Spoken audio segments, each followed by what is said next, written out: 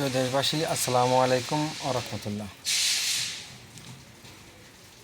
সারা বাংলাদেশে আস্তে আস্তে উপজেলা নির্বাচন।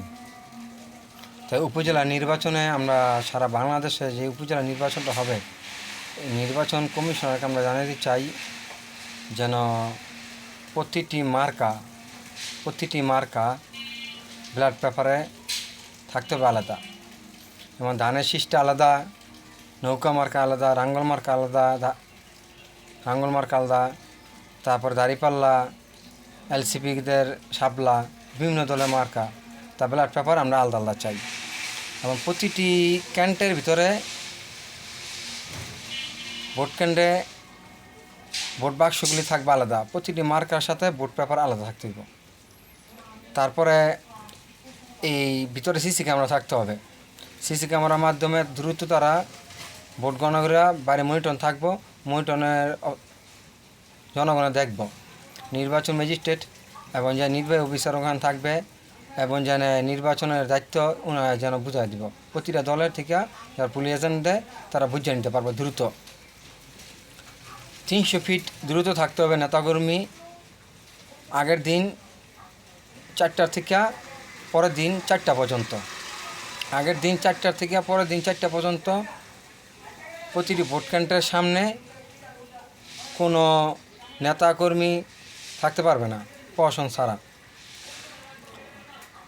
তাহলে হবে বাংলাদেশের সুষ্ঠু নির্বাচন। প্রতিটি কেন্দ্রের ভিতরে দ্রুত ভোট গণনা দিতে পারবো। প্রতিটি ব্যালট পেপার আলাদা আলাদা, মার্কা আলাদা, বাক্স আলাদা। এবং নির্বাচন কমিশনারকে দিতে হবে ফুল পাওয়ার, যেন নির্বাচন কমিশনারকে দেখে বিভিন্ন দিতে হবে নির্বাচন দলীয় কিনা। তৃতীয়, প্রশাসনকে দিতে হবে ফুল পাওয়ার, যেমন কোনো প্রশাসন মনিটরের ভিতরে থাকবো সিসি ক্যামেরা আওতায়, যে কেউ কোনো সরকারের কোনো দলীয় প্রভাব বিস্তার করে কিনা, কোনো প্রশাসন দলীয় তারা কাজ করে কিনা। সারা বাংলাদেশে আমরা এই নির্বাচন চাই। প্রতিটি ব্যালট পেপার আলাদা, আবার বলতে প্রতিটি ব্যালট পেপার আলাদা, প্রতিটি বাক্স আলাদা, প্রতিটি মার্কার সিল আলাদা।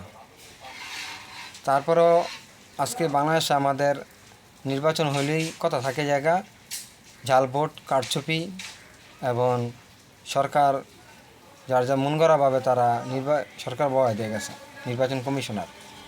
তাই আমরা এই নির্বাচন চাই, প্রতিটি মার্কা আলাদা।